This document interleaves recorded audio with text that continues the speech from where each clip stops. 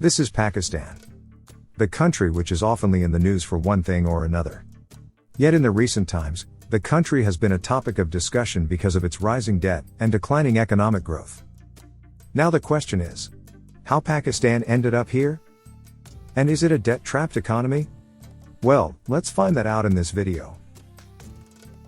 To get an accurate answer to our questions, we need to start with the economic history of Pakistan.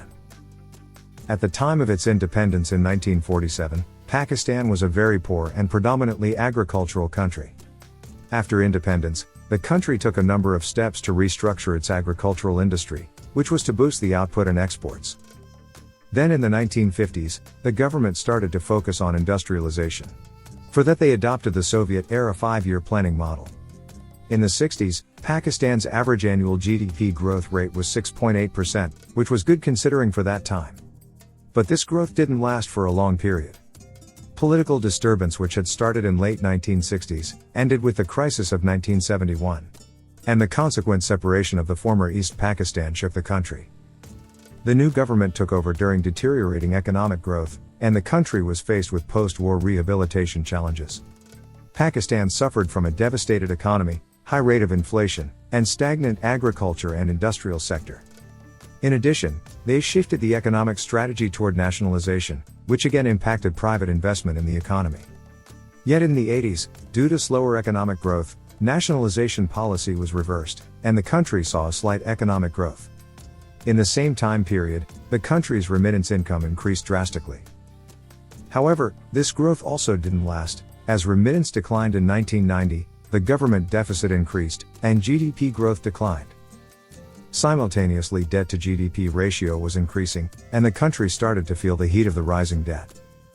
So the answer to the question, is Pakistan in a debt trap? Is yes. The fact is that Pakistan's external debt continues to accumulate, and they have to borrow more dollars to repay old loans. Which, you may call it as debt trap. In this graph, you can see how Pakistan's external debt has risen over the years, and it has shot up from 2015 to nearly double.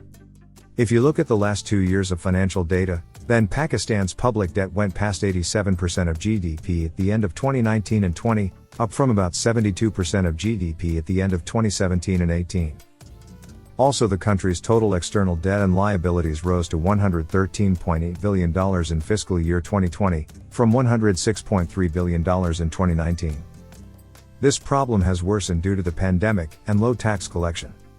Data released by the State Bank of Pakistan reveals that the current government paid $11.9 billion in external public debt servicing during 2019 and 2020.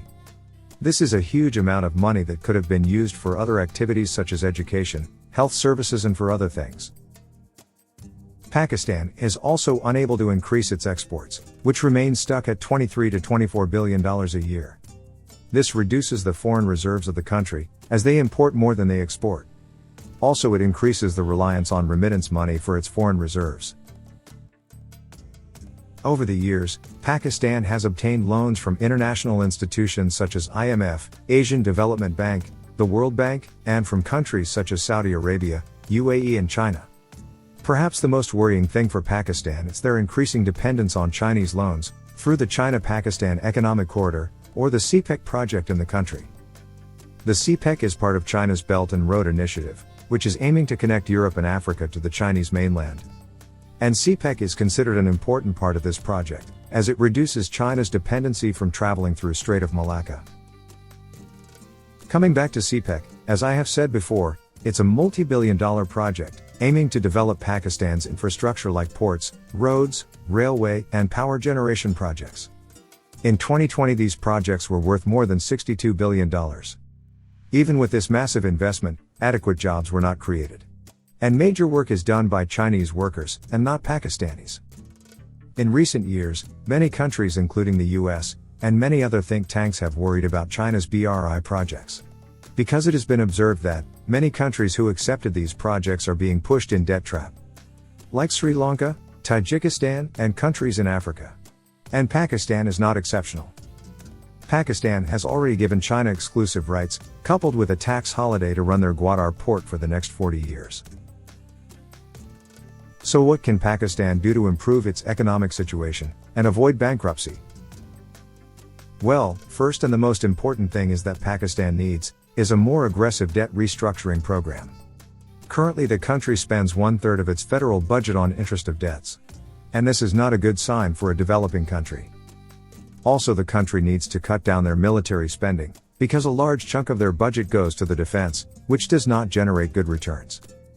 And speaking of military spending, Pakistan is often criticized for its terror financing and money laundering issues. Because of this, they are in the gray list of Financial Action Task Force. It is estimated that, from 2008 the country could have lost more than $35 billion in lost opportunities. Also, the investors are not confident due to country's gray listing in FATF. So the country really needs to focus on unlisting itself from the gray list by taking appropriate action. Now if we look at the bright side, Pakistan still has opportunities to grow. You see, Pakistan has a massive population, with the average age of their citizens being just 22 years. This gives them an advantage in demographic dividend. To know what is demographic dividend, please watch our video linked above. Now this growing population could help the country to improve their productivity and consumer sector. Already Pakistan has a growing middle class which could grow beyond 100 million in 2025. So it is easy for a country to capitalize itself from the growing middle class. This country also has another advantage, which is rising cash flow from remittance. Even though it acts like a brain drain for the country in the long term, it is beneficial in the short term. In the end, we can say that Pakistan still has a chance to catch the train of opportunities. With deep structural reforms, Pakistan could come out of this debt trap and move forward towards economic prosperity. So, what are your views about this country? Let us know in the comments below. Also, if you are new to this channel, please consider subscribing. Thank you.